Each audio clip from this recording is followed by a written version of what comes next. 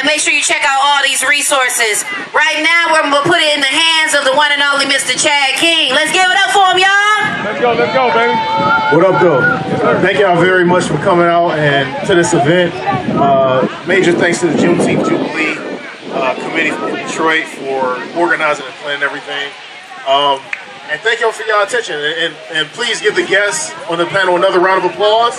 Give the guests on the panel another round of applause, please.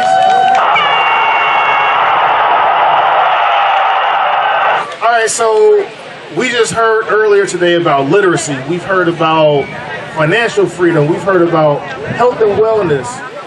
All of these things have a common through line. And that common through line is policy. Because policy will often dictate what someone's health care plan may be, or what's available to them, or the funding for health care. Policy will often dictate the status of our school systems and the funding that our school systems have in order to engage our students and make sure that they are literate in this school system. Policy will dictate how much money you make per hour. Policy will dictate how much it costs to go to college. And so this particular panel is named Voting Vigilantes for a reason. It's important, it's critical. Quite frankly, we need to look at our vote as currency. We have to look at our vote as currency. I'm gonna say it one more time, look at our vote as currency. Because politics is what? An exchange. You do the things I need you to do for me and my community, I'll vote for you, right? That's how we should be treating our votes. We shouldn't give it away like charity. And so I'm honored to be on this panel with everybody up here. And we're gonna go ahead and get into the conversation. I want everyone to introduce themselves really quickly. Just a quick two-line statement about who you are. I'm Ashanti Kafi. I'm a citizen here in Detroit, active member of the Black Slate, Detroit Historical Organization. Happy to be here with you. Thank you for the invite. Hi, I'm sorry, my voice is kind of gone. So I'm going to try to use my deep voice because it kind of worked better. But my name is Maya Jones. As Judge I said, I was the youngest person to run for mayor here in Detroit. Also founder and executive director of Duga Detroit. She said she was an Alpha Alpha Delta Detroit alumni from EE. And what else? That's it for now? Yeah. Oh, hello. Hey everybody, I'm Nicholas Barnes. I'm a political strategist down here in the Detroit area. For the last few years, I've been working to help people like us get elected to office. As well, I do coaching in the side, so I'm pretty active in the community, helping people with cognitive impairments have access to safe and competitive sporting environments. I'm Michael Imhotep, founder of the African History Network, host of the African History Network show. I'm a historian, radio show host, national political commentator. Many people see me every Friday on Roland Martin Unfiltered. I'm a researcher, lecturer, writer as well. So we deal with a lot of these topics at the African History Network and focus on history, economics, law, and politics. All right, thank y'all very much. So we're gonna get right into it. One of the things that we hear, especially right now, as we have two presumptive nominees for president, we have folks running for Senate and Congress, and make sure y'all flip y'all ballot over and look at the judicial candidates, because it's more than just that partisan side. It's judicial candidates and ballot proposals as well. But one of the common refrains that we hear all the time is that this is the most important election of our lifetime. This week I've heard that 4 times already, right? And that's not to say that it's unimportant, but 4 years ago was also the most important election of our lifetime. And then 4 years before that, 8 years ago was the most important. And then in 2012, it was the most important because President Barack Obama was was going for re-election. In 2008, and so on and so forth. So why is this particular election cycle different than the previous ones to make this one the most important? Who wanna go first? I'm gonna go with you, Nick. Me personally, I would say this election cycle, first I would say I'm not really the one to fear monger when it comes to getting people to voting, but I understand that this is a very important election. I would say one of the reasons why we say it's one of the most important elections because outside of, traditional political ideology, there is a lot of hatred and, malice towards a lot of things that we take for granted in everyday life that is on stake for the ballot, that we see that, you know, certain people kind of value certain things that we don't value, or take away certain rights. One of the biggest things, you know, that we have seen is, you know, getting rid of Roe v. Wade, taking away rights away from women. So I think at this point, it sucks that, you know, we have to tell people this is a very important election, but, you know, society has got to the point where human rights are on the ballot at this point, rather than political ideas. I think at this point, I think it's very important that we protect certain basic human rights that I'd like to think a lot of us believe in this upcoming election cycle. Go ahead, Maya. I'm gonna be the opposite. I don't think this election is the most important election of our lifetime. I think every election is important. Hello. And I think when we say like, oh, we hype one election up, people forget about every other election. You have local elections, you have state elections, you have federal elections. And when we hype up these presidential elections, the most important people to vote is our local officials who have direct policy implementation towards what affects us. So when people say that, it's always like just a hype game, but we have to hype up literally every single election, because we've lost so much as Detroiters when we forget about who to elect for mayor, who to elect for city council, our state representatives, that we don't really see what's happening and how money is moving out of our community and how our people are not being put in positions of power. So that's my quick answer to that. Oh, hello. Ladies and gentlemen, give it up for the Detroit City Clerk, Madam Janice Winfrey. Y'all can do better than that. Come on now. Thank you very much for joining us. I appreciate you. Thank you very much. Real quick, so I'm gonna pause on the question that we had real fast, just to bring her up to speed. So we're talking about this election, why it's important. Some people say it's the most important. Some people disagree with that. You know, we just had a point that was made that every single election matters. Every single election is important. And you're the person, at least within the city of Detroit, that kind of oversees how these elections are ran. So if you wouldn't mind, just do me a quick favor, talk about why every election is important. Talk about what your role is in these elections and what you do and how you make sure that all of our votes count. Well, thanks for being here. And again, I am your city clerk. And the question is, why is this election important? Well, like somebody pointed out earlier, every election is important. But I'd like to point out to people, your local elections affect your day-to-day lives, right? Your local elections determine when your street lights will be turned on, or when your garbage will be picked up, right? And the laws of the city of Detroit. But every election allows your voice to be heard. Oftentimes people think the presidential election is the most important election because it's the president of the United States. And it is important. However, it's also our largest turnout. And that's why I think people really, really feel like that's why that's the most important election. But as a clerk, it's my job to make sure that you know when election day is, that you know when you can register, that you know what's on the ballot, that you know where you go to register, and that you know the various ways in which you can vote, absentee, early, or on election day. So my job is to ensure that you know that information as it relates to elections, and that we receive the results and count them accurately and upload them for your view. Thank you so much. Thank you so much. And I want to touch on a couple things that folks have said. We're going to get back to the question. As a matter of fact, hold on. Brother Imhotep, please. Yes. This is I'm a national political commentator. People can just Google my name and see hundreds of videos that come up about me. Yes, this is the most consequential, most important national election probably since the 1876 presidential election between Rutherford B. Hayes and Samuel J. Tilden, which brought about the end of Reconstruction, which brought in the rewriting of state constitutions, Mississippi 1890, South Carolina 1895, Louisiana 1898, Oklahoma, Georgia, things like this that solidified Jim Crow laws even before Plessy versus Ferguson 1896. Go read Project 2025 from the Heritage Foundation. They're running the same game that they ran in 1980 with a book they released called Mandate for Leadership that contained 2,000 right-wing policies they wanted the Reagan administration to adopt. Many of these policies were anti-black policies. The Reagan administration adopted 60% of these policies in Reagan's first term. The reason why they're running the game again is because it worked the first time and people haven't figured it out. So it's not just president. President is important, but president nominates Supreme Court justices. The previous president, the trader-in-chief, got 3 Supreme Court justices. Which list?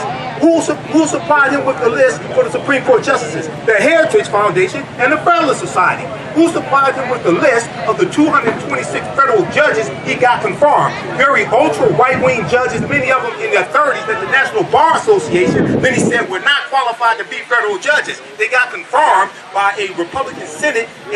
They went on and confirmed them. So you got 226 federal judges. So you got, now the judicial branch of government interprets law from the legislative branch and interprets executive orders and policies from the executive branch of government. If you don't believe me, look at the executive order on student loan forgiveness, which would have lifted 500,000 African American families from a negative net worth to a positive net worth. It would have benefited about 40 million Americans. That was struck down by a 6-3 conservative Supreme Court. So all elections are possible, or all elections are important. I've been involved in writing public policy for the city of Detroit. I've been on a committee to write an executive order. I understand that, but the city relies upon the federal government for funding, relies upon the state for funding. The state relies upon the federal. So all this is important, but we have to understand political self-defense. It's not just an exchange. It's also understand how to use politics as a tool to stop what people are trying to do to you. It's not only about what you can do for you, so we have to look at this holistically. I'll leave it right there. My man, I'm not mad. So basically what you're saying is we need to weaponize our vote. Weaponize your vote. And we have to stop telling African Americans to exercise your right to vote. You don't vote for exercise. If you want to exercise, go to the gym and work out. You vote for power. You vote for black power. Everybody understands this. Politics is the legal distribution of both scarce wealth, power, and resources, and the writing of laws, statutes, ordinances, amendments, and treaties, their adoption, interpretation, and enforcement. I'm a historian, also a national political commentator. I understand this better than most people. So when you go throughout history, anytime there have been periods of progress that African Americans have made, whether it's during Reconstruction, there's always a backlash. And they fight you, they attack you, not just in the streets, they attack you in the courts, they attack you in the state legislatures, they rewrite state constitutions. Right now, Louisiana wants to rewrite the state constitution of Louisiana. The last time they did that, they imposed the grandfather clause in 1898. They imposed a 9-3 majority on criminal cases for you to be convicted. Anybody know about that? 1898, Louisiana rewrote the state constitution. So if you were convicted of a crime in the state of Louisiana, once that state constitution went in place, because African Americans could serve on juries, they specifically wrote that to nullify African Americans on juries. So if 9 white people found you guilty of a felony and 3 African Americans found you not guilty, you were guilty. That stayed in place till about, for decades, it was switched to a 10-2 majority. Then about 2018, it was switched to a unanimous, like every other state. This is the consequences of politics, but this was a backlash that took place in state legislatures to suppress the African American vote, because there's about 2,000 African American men who got elected during Reconstruction, 1865 to 1877. So all you have to do, if you want to understand how powerful your vote is, look at the opposition to it throughout history. Then you'll understand. Ooh-wee. And this is what we call this panel Voting Vigilantes. Let's get it. Weaponize your vote. Ashanti, go ahead. What's your thoughts? You know, I honestly think that we need to reacquaint ourselves with this concept called civic engagement, because that's where it starts. You know, we always talk about black people don't do this, black people don't do that. But if we took every booth out here and made it into a political organization, and then all those organizations came together for the betterment of the group and not our individual interests, that's what political power is. That's what Michael Imhotep is talking about. We have not just a duty to exercise, but we have an obligation, because this is the game and this is how it's played. So we can sit back and we can complain and we can talk about what's happening and what's not happening, or we can do what we need to do and get in the game and make shit happen. That's the bottom line. So, I mean, I think we have to take it back that far. We have to get engaged. And engaged can mean a bunch of different things, right? So Nick, you help people get elected, right? Talk about that a little bit and why having elected officials that have not only, share our features and what we look like, but also share our values as a people. Why does that matter? I think it matters because, like you said, the biggest thing for me is representation. If you have representation, you have somebody that understands you and where you come from, and your plight and how you live. So having that in the political system not only allows you, that I feel, live the life that you want to live, but have somebody that fights for the things that you want to have. So the biggest thing for me, I would say, is, having that representation in this political system is the biggest thing, because that's where it fundamentally lies overall. Because if you look at people that's not like us, they have a lot of representation in the political system. And people know very wide variety of different ways, different viewpoints that they all come together to share at the end of the day. I think for us, having that representation is key, and just supporting people from your neighborhood or even from your city or township or your county is very important, because you want somebody that's from your neighborhood and somebody that looks like you and understands you and your community to represent you, because they'll implement good policies and advocate for things that you need, whether they're coming in and whether trying to assimilate to the neighborhood that they have and change it, or overall just trying to change it overall to get it the way they want to see. So I think that representation and supporting candidates, getting out and donating, volunteering, knocking doors, doing phone bangs, I think is very key, because, the political system reflects the way you interact with it. If you don't interact with the political system, it won't reflect the way it looks like for you. So if you interact a little more and you push people, you will start seeing that representation in the political system. So Maya, what are your thoughts on that? Because you ran for the highest office in the city of Detroit, right? And you represent a demographic that is often underrepresented, that is often underserved, that is often not really considered politically for most of the time. What are your thoughts on making sure that the elected officials come from where we come from and have those shared experiences? I think it's important, but I also think it's important that we understand what politics is for and what elected officials are for and what they do. So just because you brought this up, the quick story of where I ran for mayor when I was still in college at Michigan State was because I was an intern at the Congressional Black Caucus Foundation. I was already really involved in student government at Michigan State. So I was president of BSA, on homecoming corps, president of MPHC, and we were able to really push policy on a student level. And I didn't really comprehend what I was doing because I was just doing it because I was just very involved in school. So one of my mentors was like, you should get intern with the CBCF because you're very good at this. And I was like, well, I'm not a politician. I don't want to do this. Like, this is not what I do. Like, politicians are liars. That's what I believe as a 18, 19-year-old. So when I ended up going to Congress and I interned with Congresswoman Brenda Lawrence, I was like, oh my God. These senators do the same thing we do in school, but on a bigger level, and they're way less effective. I was like, oh my God, we need like way more young people doing stuff because young people are actually active and we push things through. And if you look at history and everything, a lot of the movements, it was young people who are active in pushing through policies and being disruptive. And this panel is for Vigilantes, right? So I did it as an act of, we need to step up and then also inspire the next generation because succession plan in our community is really poor, in my opinion. We're not training the next leaders. We're not teaching our kids how to get themselves involved in politics. We're not teaching them how policy really affects the money that comes into our pockets, our homes, all of this. So for me, it was how can I inspire and go back home to be able to push my friends and push my family members to be active and then also put our issues on the table. Y'all know me, I had a big mouth when I was young. Miss Janice know, I was in her office all the time, like just running my mouth about how we need things and how we need to push things. And guess what?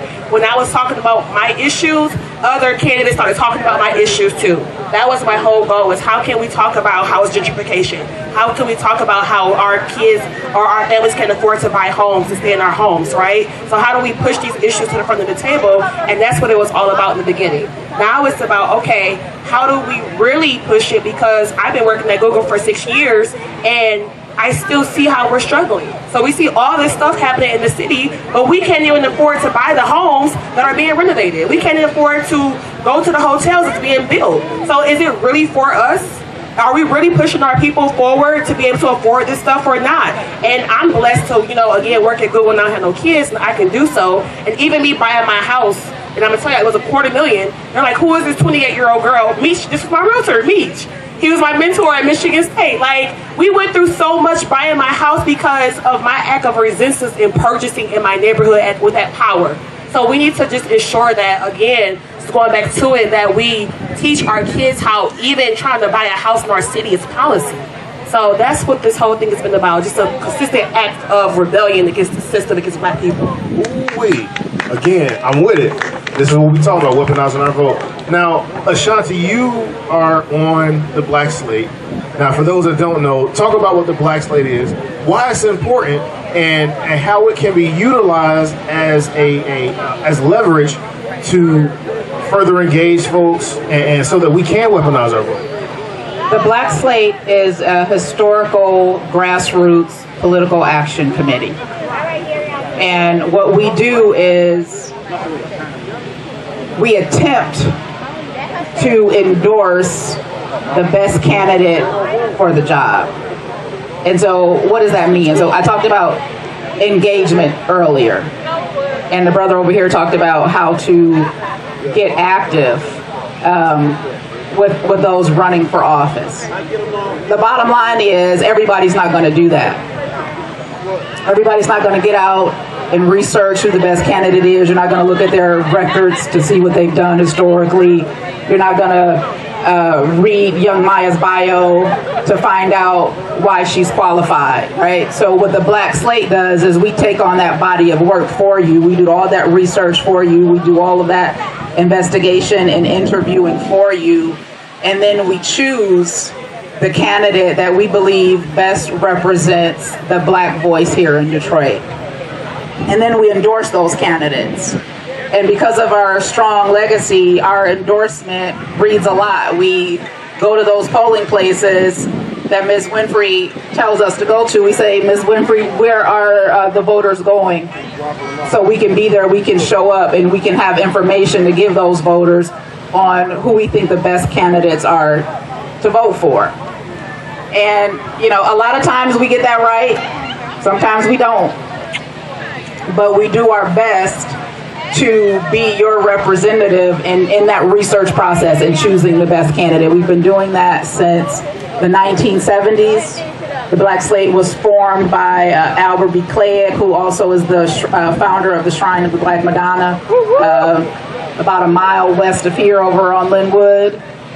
And you know, we're not just resting on our laurels on that history. We are still active in the community today.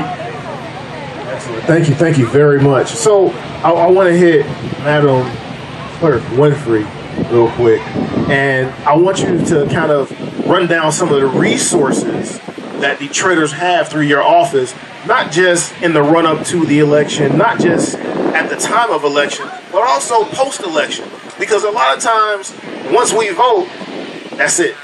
So what are some things that we can do, and how can your office help us do these things after an election is over with? Okay, I'll address post-elections, but I want to piggyback on some of the things that was set up here. First of all, I want to applaud the young people that are up here, because it's important, and you clap for yourself too.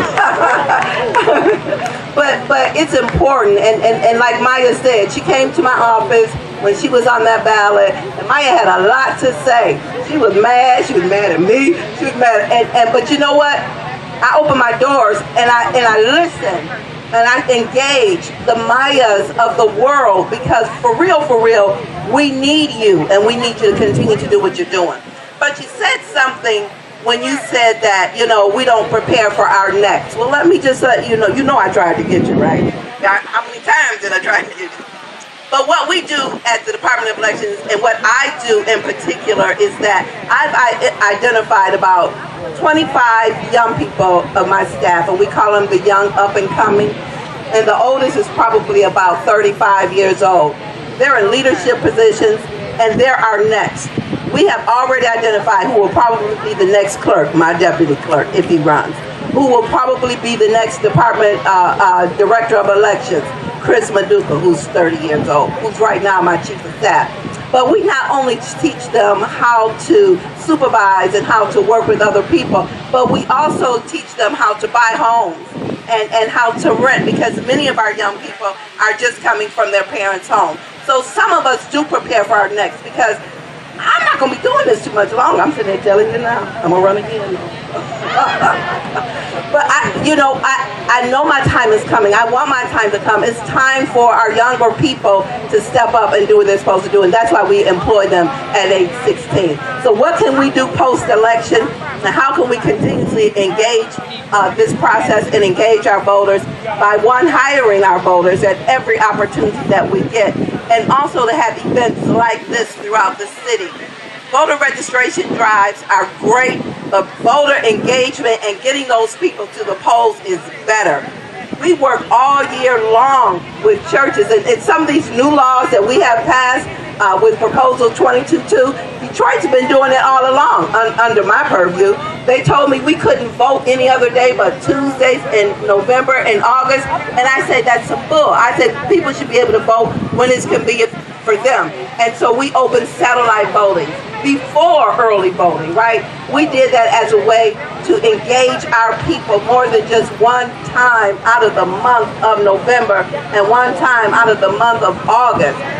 We do events like this all year long to keep people motivated, to keep them encouraged, but really it's up to you, us, those people. Like, if you go to church and your church has a band, if you're in a sorority or fraternity, if they have transportation, you should be getting these people to the polls on election day.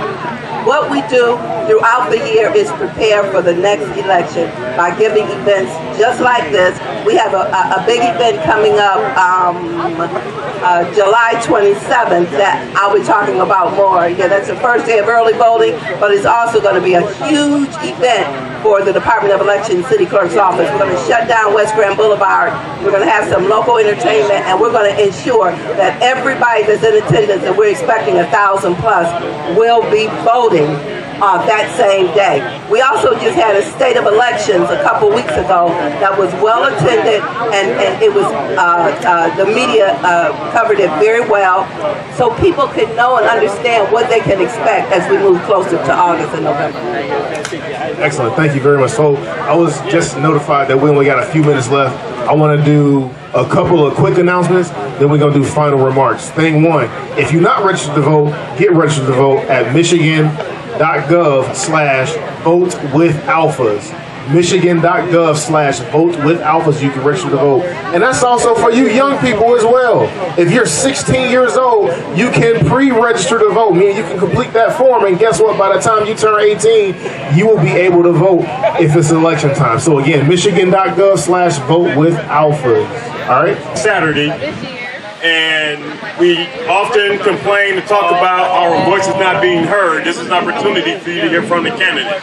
So again, July 20th, Wayne County Community College, Eastern Campus, 12 noon to 5 p.m. Thank you. Appreciate you, Eric. Thank you. And as well, the Detroit Alphas always have a series called Conversations with Candidates. We've had a few of the people on this panel on that program before. So again, this is what we do every election, every vote. So we're about to wrap up because we about out of time. We've talked about how important this election is. We talked about how consequential this election is. We talked about how it's important to really weaponize our vote, and we've talked about the resources that your local official, Madam Clerk here, is able to provide for Detroit residents. Right now, I want each of the panelists to identify. So, and I want to make sure we touch on this and conceptualize the fact that it's important who we vote for, but it's more important what we vote for. It's important who we vote for, but it's more important what we vote for. And so with that being said, I want to make sure I give each of y'all time to identify 3 whats that matter in this election. Brother Imhotep. Well, number one, you're dealing with student loan forgiveness. Number 2, you're dealing with saving the democracy, because even though you have a fantastic economy, one of the fastest growing economies in the Western Hemisphere, 15 million jobs created, 2.6 million jobs went to African Americans. Stock market reached 40,000 points, Dow Jones Industrial Average for the first time in history. You lose your democracy, none of that happens. All you have to do is go study other totalitarian societies, and you see what I mean. And then next, I would say also the attack on diversity, equity, and inclusion. Because because we saw the Supreme Court strike down affirmative action when it comes to college admissions because of conservative activist Ed Bloom and his lawsuit. Now Ed Bloom is going after the Fearless Fund, which you have African-American women providing small venture capitalist loans and small grants for women of color. They're going after that also. That was just blocked in a federal appeals court, okay? And those were federal judges. Two of those federal judges were appointed by the guy who incited the insurrection January 6, 2021, okay? So we have to understand how all of this is connected, and I would encourage people to go to whitehouse.gov and just search for how these policies have helped black people. Because there's a 36-page document that comes out at whitehouse.gov that shows how this administration's policies, like $16 billion for HBCUs, you look at 1 million African-American children lifted out of poverty from the $1.9 trillion American Rescue Plan that no people in the House or the Senate from the other party voted for. Also, follow me at AfricanHistoryNetwork.com. Keep up with the African History Network. Follow me on Facebook, The African History Network, 1 million followers there. YouTube, 74,000 followers, Michael Imhotep. And come visit my vendor booth. It's right down this strip with the white top and the point. I have my DVD lectures there as well. Thank you. Thank you very much. Thank you very much. We got a few more. Nick, go ahead. I would say just to keep it quick. Biggest three, first thing for me is your wealth is on the ballot. You got to supply yourself to supply your wealth. Voting is the first step in protecting your wealth. Making sure that you have good people on the ballot. It's going to have good things for you to, have business and do other things, tax breaks and all of that. So your wealth is the first thing I'm going to say. Housing, which also ties into your wealth. We want people that's going to make sure that we're going to have good housing and other things that's going to supply our wealth. So your housing, infrastructure, I'll put those all in one. We've been seeing a lot of construction around here, so that's definitely on the ballot. And the third thing, I would say, you are on the ballot. You are a vote. If you don't vote, it's like going to a restaurant, paying your bill, and walking out without your food. So I would say you're on the ballot. If you're a tax-paying citizen, you might as well get out there and vote, because at that point, you're just throwing your money away as far as I'm concerned. Thank you very much, Nick. Mike, what you got? I had to take notes on this. So I know you said like 3 things to vote for, but one thing we gonna all say is economics, period. So when it all comes down to it, it's about money a lot of the times. Money solves healthcare issues, buying homes, being able to afford things, basic needs, even beyond your basic needs. So just ensuring that we as black folks continue just to think about wealth building. Like we have to build wealth to sustain wealth in our community and in our family. I'm going to shift a little bit. We need to do more collectivism. You talked about it here. Like, we need to learn how to work together as a community. And that's something that we really lack a lot of the times, because if we let small issues dictate how we communicate with each other. One thing that I love to tell people is no permanent friends, no permanent enemies, only permanent interests. Ooh. We need to just really stick to our interests and our values. Because if we don't do that, we're going to just spend so much time losing time, because we just simply can't get over the fact that I don't have to like you, but we can work together. We can figure out how to press our community forward, because we're not going to like every single person we run into. Sometimes I don't like my brother, but we still have to figure out how we're going to build our family together, right? So we're all affected by it. So learn how we can work together. Then my last thing was mindset shift. Like, black folks, we need to shift our mindsets, because there are times because I'm in law school too, so I've been studying the Constitution again. I study African American studies at Michigan State. I do a lot of research and history studying too, and I just feel like sometimes we still get stuck in the slavery mindset, and some of us are not out of that mindset of we can't and we won't, because we will and we can. So when we shift that perspective of that we can and we will, I think we can start pushing for way more than what we are as a collective group. So those are my 3 things. I know it ain't issues, but it's just what I believe. We're going to invite Maya to the shrine. Let's come on to the shrine. Sister Ashanti, go ahead, you got it. What's your 3 whats that we should be paying attention to as we hit the ballot box? I think our health is on the line. I also think there's tremendous value in what Brother Imhotep said. History is on the line, and if you are paying attention to the rhetoric about what states' rights is, if you're paying attention to this agenda for political race theory, that's still an issue. These individual states are putting policies into place. And if we go back and look at history, it starts in one place and then it spreads. Right? So your interests, whether you are aware or not, are on the line. Your blackness is on the line.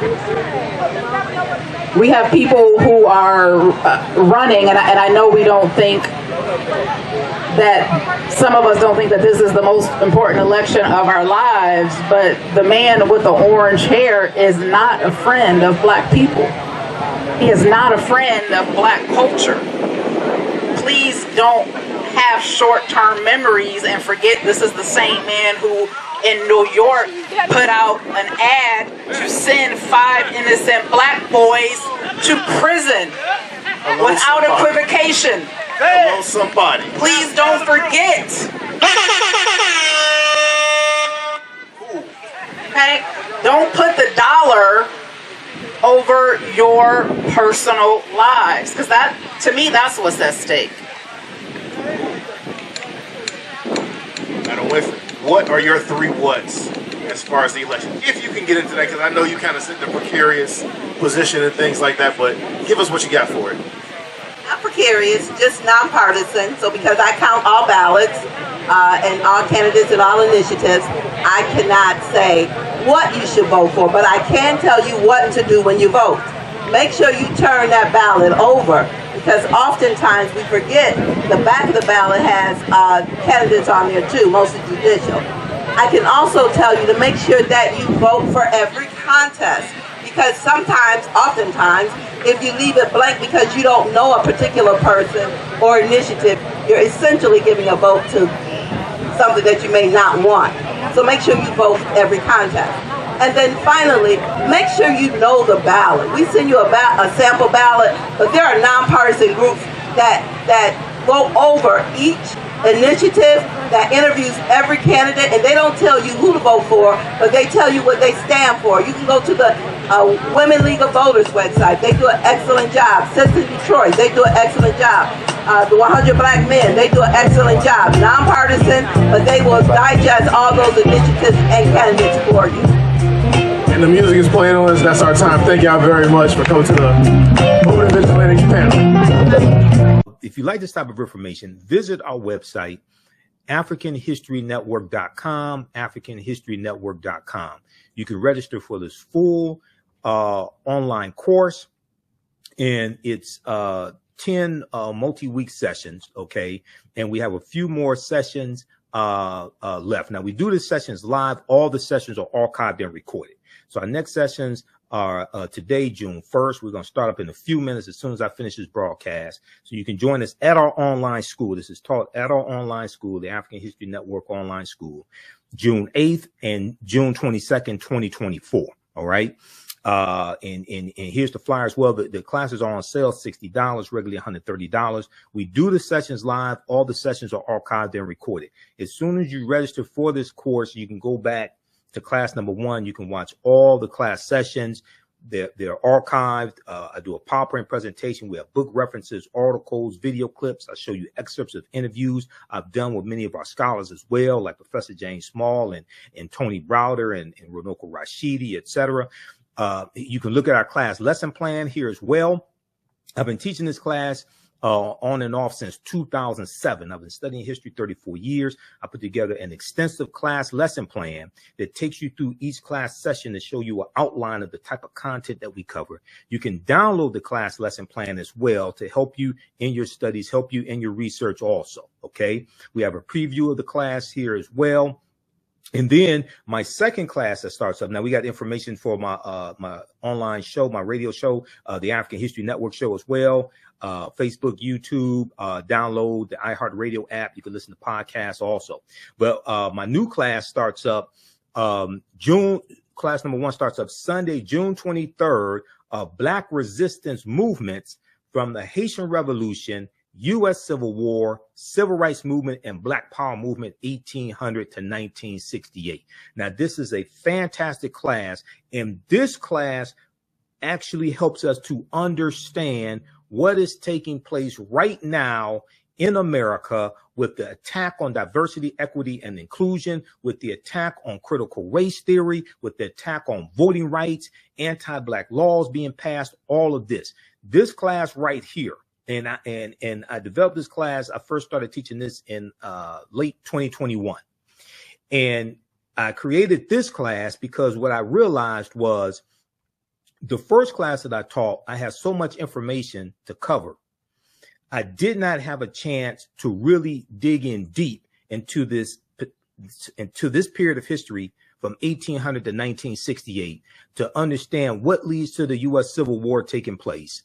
What happens during the Reconstruction era, 1865 to 1877. We look at policies like the Missouri Compromise of 1820. We look at the Haitian Revolution, 1791 to 1804, and we start with the Haitian Revolution and the Louisiana Purchase of 1803, because those two events are connected. Okay, the Louisiana Purchase, one of the reasons why it took place was because of the Haitian Revolution and Napoleon Bonaparte and the French getting their behinds kicked by the Haitians. Okay, so we take you through our history and look at this history chronologically. All right, so we look at the Missouri Compromise. We go look at the Mexican-American War, 1846, 1848. Treaty of Guadalupe Hidalgo of 1848, which is how the U.S. gets California, Arizona, New Mexico, Colorado, Utah, and Nevada. Okay, this is how they get all of this territory. And we see what leads to the U.S. Civil War taking place. South Carolina is the first state to secede from the Union, December 20th, 1860, 6 weeks after Abraham Lincoln becomes president-elect. And you have them, the South thinking that Lincoln is going to free the slaves. So we look at the U.S. Civil War. We look at the Reconstruction era, 1865, 1877. And African Americans get voting rights. You have the 13th Amendment, 14th Amendment, 15th Amendment to the U.S. Constitutions. And then we see with the Compromise of 1877, we're going to see a lot of those rights reversed.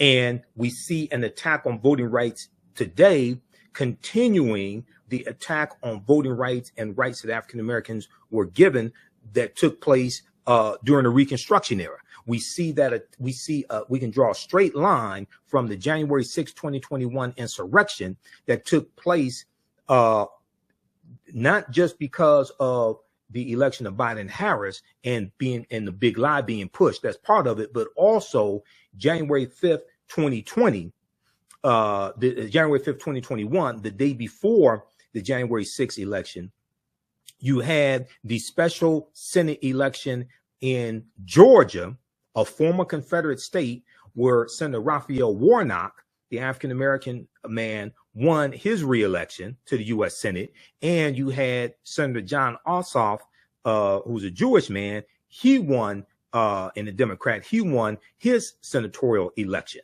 And this gave Democrats control of the Senate, a slim majority in the Senate, with Vice President Kamala Harris being a tie-breaking vote. All right. So you had Donald Trump, who was saying that African Americans, he was saying that people were cheating in Detroit, Philadelphia, Milwaukee, and Atlanta, Georgia. And these are cities that have high African American populations. I live 4 minutes away from what was known as the TCF Center, which is where they were doing the vote count in downtown Detroit. Okay, I saw I saw the protests going on outside and how you had these Trump supporters out there. Okay, you can draw a direct line from the collapse of Reconstruction and the political violence that helped bring an end to Reconstruction and what's taking place right now. Okay, so we deal with this in these two classes. Visit our website, AfricanHistoryNetwork.com, AfricanHistoryNetwork.com. You can register for these classes right now. You can join us in class today, because we have a few class sessions left of my main class that I teach, called Ancient Kemet, one of the original names for Egypt, the Moors, and the Ma'afa, Understanding the Transatlantic Slave Trade, what they didn't teach you in school. Okay, So it's on sale $60, regularly $130.